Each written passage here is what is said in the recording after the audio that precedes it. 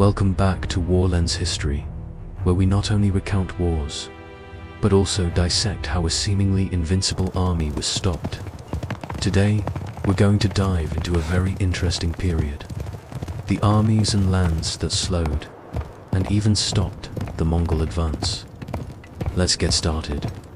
Asterisk title gives armies that stopped the Mongol war machine 1241 to 1288. Event details gives from the forests of Eastern Europe in 1241, to the plains of Galilee in 1260, to the steaming riverfronts of Dai Viet in 1285 to 1288.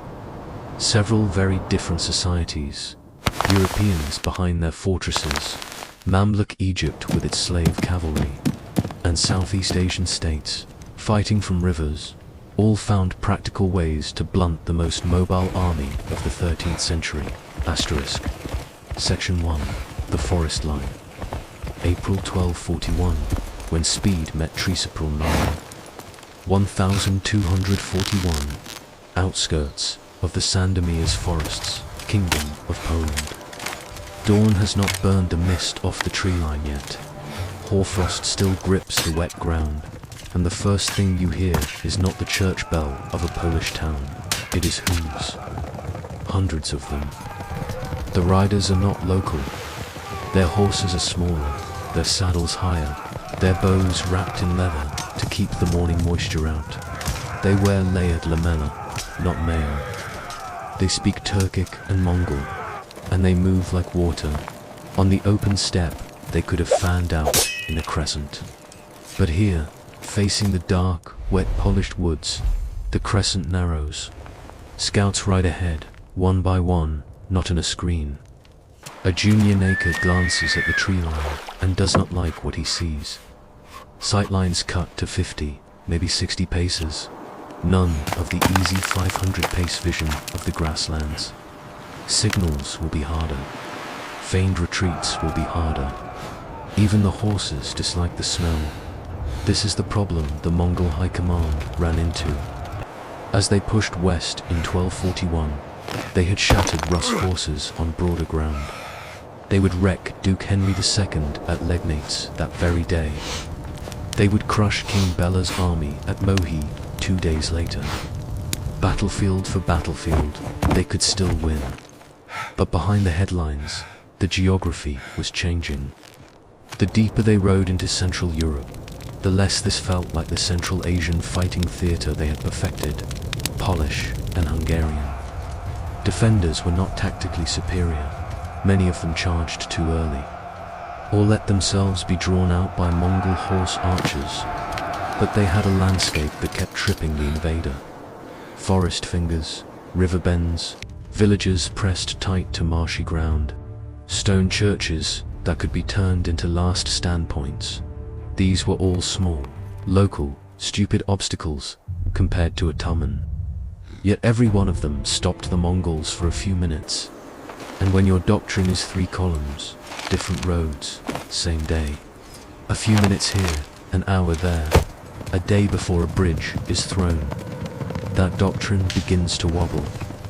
They could still do the classic move, hit with archers, provoke feigned weakness, pull scattered knights into a killing zone where hidden cavalry smashed them from the flank. They did it at Legnica.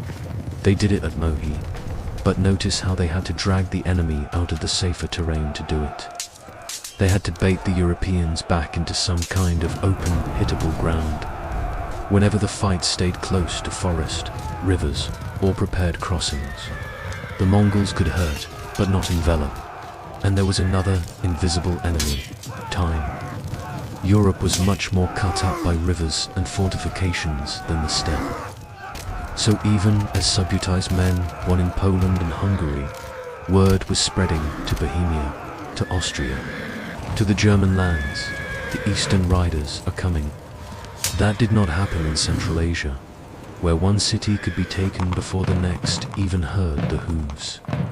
Here geography was leaking their greatest weapon. Surprise, the young rider at the forest edge pulls his pony around. He raises an arm to signal. Behind him, already a team of engineers is measuring the river, looking for a ford. calculating whether this is a bypass or a choke point. That, too, is new. On the steppe, you never needed to ask the ground for permission. Section 2. Walls, rivers, and the vanishing tempo winter, 1241 to 1242. Asterisk, December 1241. Bank of the Danube, near Esztergom, Hungary. The river is black, wide, and unfriendly. Ice is forming on the edges, but not enough to carry horses, let alone siege equipment. On the western bank there are towns and castles that have heard what happened on the plains. On the eastern bank stands a Mongol force that could have ridden straight into Western Europe, if there had been a flat, dry, obedient road laid out for them. Instead, there is water, cold, and a calendar. This is where we see the second break on Mongol power, fortified space. Castles on hills, towns with stone walls, bridges that can be burned, ferries that can be pulled to the far bank. Every one of those is a tiny act of medieval counter-mobility. None of them would have saved Hungary on the plain of Mohi. But together they slowed the next phase of the invasion long enough for winter and politics to combine. Subotai and Batu could still win battles, but to push deeper into Germany and Italy they needed to cross rivers in force, feed thousands of horses in winter, and spend weeks or months taking.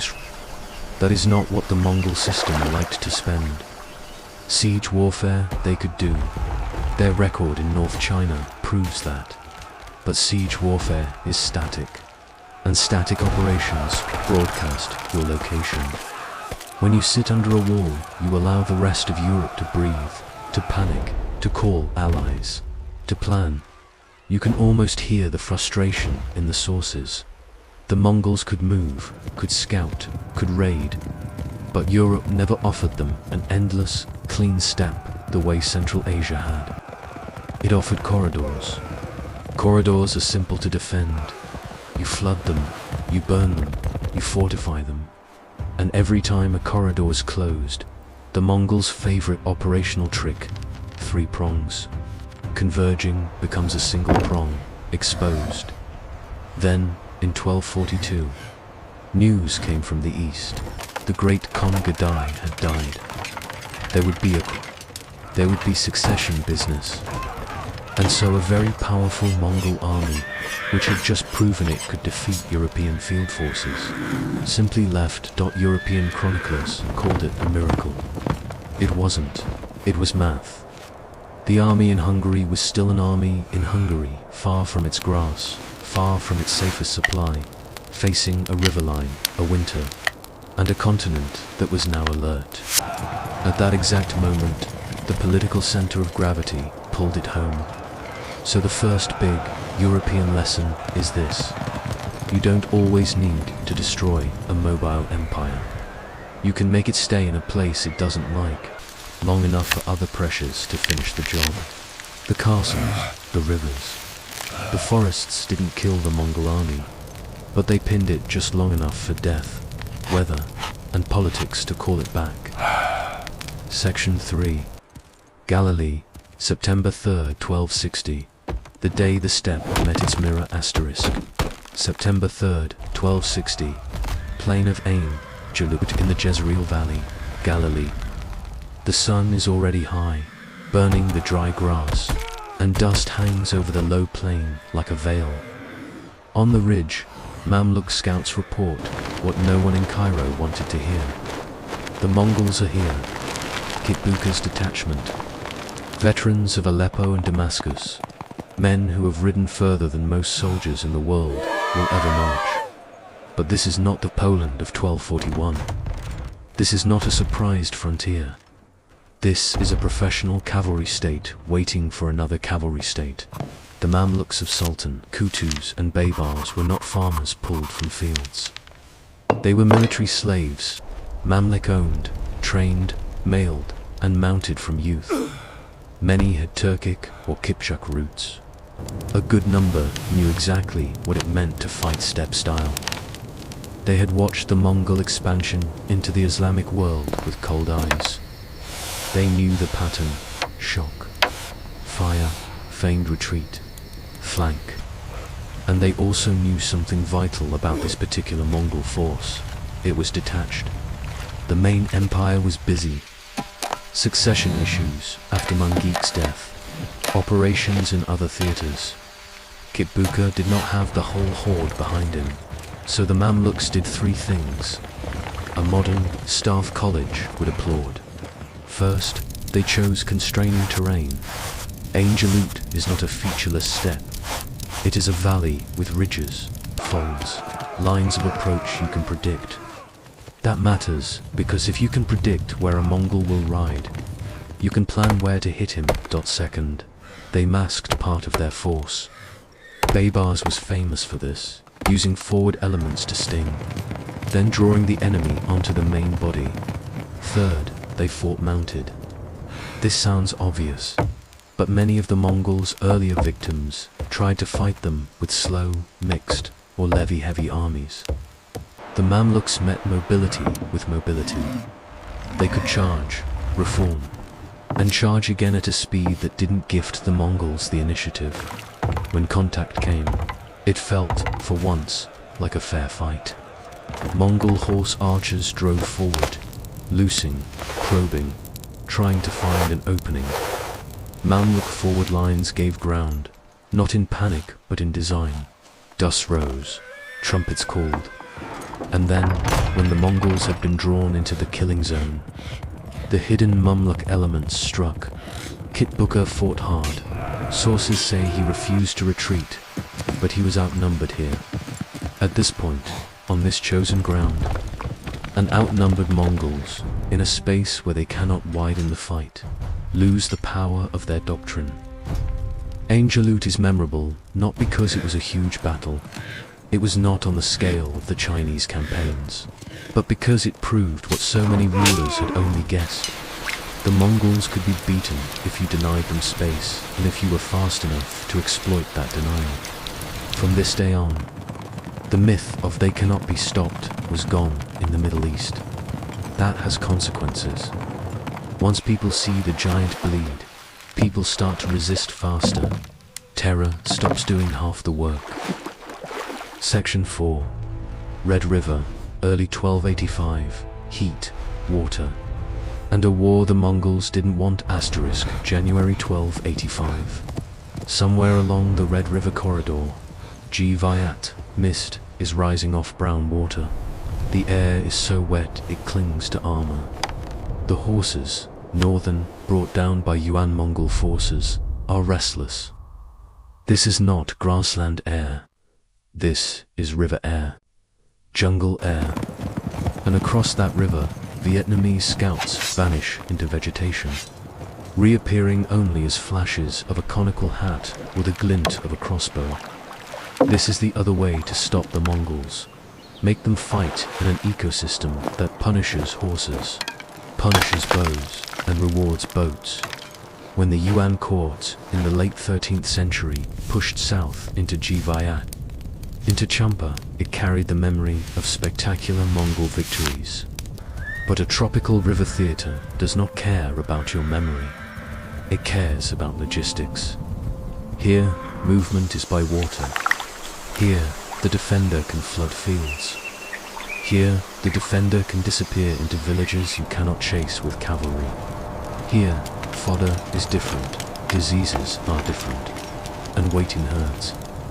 The Vietnamese strategy in 1285 and later in 1287, 1288 was not to stand on an open plain and challenge the invader to a pure shot, charge-for-charge contest. It was to stretch the campaign, to retreat when needed, to strike supply, to let the invader's horse stock and food stock run down, and then to hit when the invader was tired. From the Mongol point of view, everything was wrong. Rivers slowed convergence. Humidity was bad for composite bows. The enemy kept abandoning the very ground you wanted to use for cavalry. And every mile south pulled you farther from the core of the empire. and deeper into a climate that did not want you. See. 2. The Yuan Mongol side found itself in an alien role. The famous besieged Zheng ambush of 1288, Vietnamese stakes in the river, timed to the tide, is exactly the kind of designed terrain that kills a mobile empire. You cannot feign retreat on a narrow tidal river full of hidden posts. You cannot envelop with cavalry. You can only suffer the kill zone. So, if Ayn Jalut was the day the steppe met its mirror, then Dai Viet was the day the steppe met its opposite. An enemy that said, "We won't outride you, we'll outlast you." And it worked. The Mongols could make the south feel their presence, but they could not make the south behave like the steppe. Section 5. The European lesson: you don't have to win, you just have to make them stay. Asterisk. The pattern is clear now. In 1241 to 1242, Europe said, "You can beat our armies, but you cannot ignore our rivers and walls." In 1260, the Mamluk said, "You can outrun us in the desert, but we can out-cavalry you if we choose the valley." In 1285 to 1288, Dai Viet said, "You can burn our towns, but we can make this country so slow and so wet that you'll go home." What unites these three very different societies? Latin Christians behind stone, slave soldier Muslims with Turkish backgrounds, and Southeast Asian river kingdoms, is that none of them tried to become the Mongols. They all tried to turn off what the Mongols were good at. That's the key insight your audience needs to. Here, the Mongol army was not beaten by more Mongols, it was beaten by people who understood that an army is a contract with terrain, climate, and time. Break the contract, narrow the field, flood the field, fortify the field, hide the food, stretch the calendar, and the strongest army becomes a normal army. Even Mongol psychological warfare had this limit. Terror traveled amazingly fast across dry, trade-rich Asia. But terror is a message about the future. If you resist, we will stay and destroy. In places where everyone believed the Mongols could not stay because of heat, because of jungles, because of monsoon, the message lost power. People thought, if we hold out long enough, the weather will do half the work. And often, they were right. Finally, there is the empire's own ceiling. The Mongol world was wide, but not infinite. A death in Karakoram could recall armies from Hungary. A succession issue could thin the Levant garrison. A big Chinese campaign could limit what could be sent to Vietnam. So many victories over the Mongols are actually victories over Mongol detachment, plus bad terrain, plus good timing. Smart rulers saw that and struck then. Section 6. Epilogue. The mobile empire that had to slow down asterisk by the end of the 13th century. The Mongol Empire was still frightening, still rich, still ruling huge stretches of Asia. But the aura of automatic victory was gone. Too many people had seen what we have seen in this episode, that the horseman from the north was most terrible on his ground, at his speed, in his season, and that once you took those away, he bled like everyone else. That in the end is why this story is worth telling to modern listeners. Because it isn't just about medieval Asia, it's about every era where a fast, expeditionary, confident force runs into geography, climate, and local adaptation. It happened to the Mongols in Europe, in the Levant, and in Vietnam. It happened to empires in the Age of Sail. It happened to armored divisions in the mud. It happened to air-mobile forces in jungles. Speed wins, until the map says no. And that's the bigger historical truth behind the headline armies that stopped the Mongols. They didn't just get lucky. They understood the map better than the invader.